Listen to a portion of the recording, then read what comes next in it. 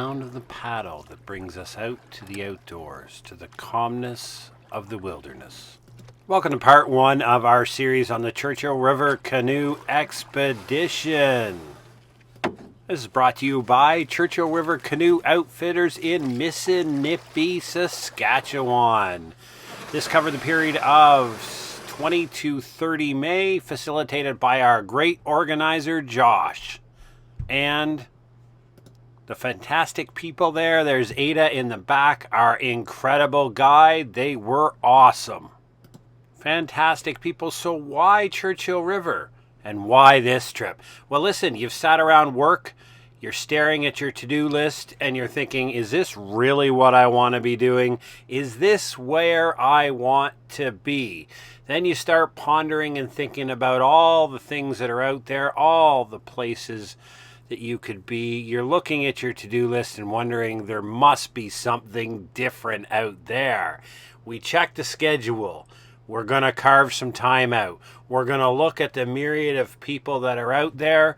We're going to take that awesome individual, Josh, in the middle, who is our network connection to everybody. What could go wrong? What could go wrong? Well, Murphy's Law could drop by. You never know what he's got planned. It could turn into a bit of a dumpster fire. You never know. But I think everything will be okay. And really, what's worse than being stuck at work, right? So we packed our bags.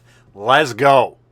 Bags packed. Here I am, 5 o'clock in the morning, 20 May, getting into the airport. I didn't film my best friend drop me off. She was not all that happy, but got to catch an early flight for Edmonton. And why not have a little bit of snack food along the way? Treat yourself to a great breakfast.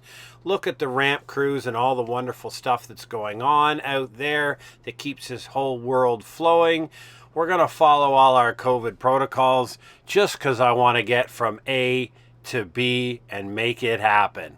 And here we are doing some last minute shopping for some very, very important stuff.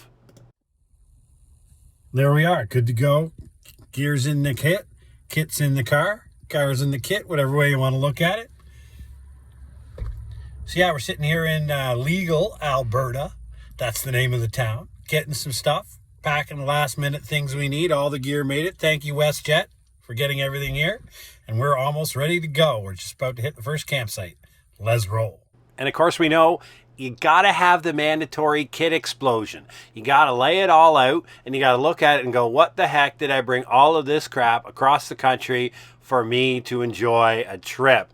And there we got some really two incredible people sitting there planning out the day. We finished off this incredible day one staring at a whole bunch of maps, making ourselves sound really important, like we knew what the heck we were doing, and we could find our way around the myriad of islands in the backcountry of Churchill River.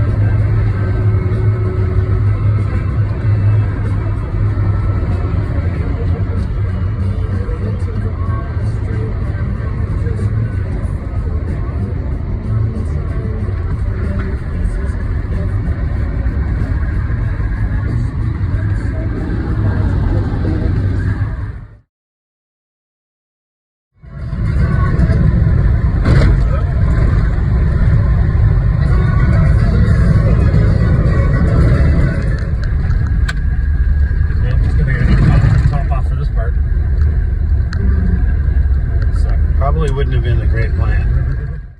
We arrived at Churchill River Canoe Outfitters. We start the tour of the facilities.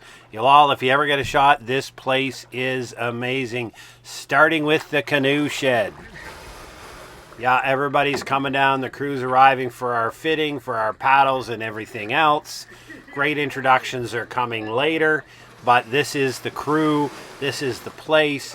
The myriad of kit and equipment they have up there, and the staff is literally Phenomenal. And then we go up to the main cabin. Now this is a bit of a hostel where there's a whole bunch of smaller cabins we'll see in a second, but this is the main cabin that everybody at the hostel shares.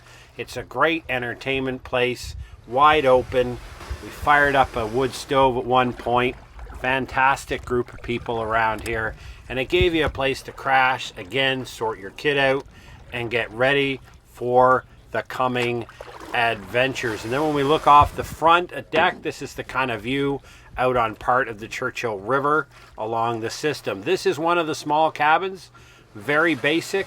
You got your 4 or 3 bunks in there for people to cohabitate and get a great night's sleep either before or after. We used this one before, and we were right back at Churchill River Outfitters at the end. You've got your fire pit, and you've got everything that you need to make sure it's good to go. There's some great planning going underway by a fantastic individual.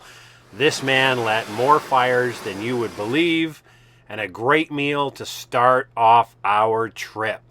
Our last meal before liftoff, or our last supper, it's a fire. This is how you end the day before we take off on our adventure on the Churchill River.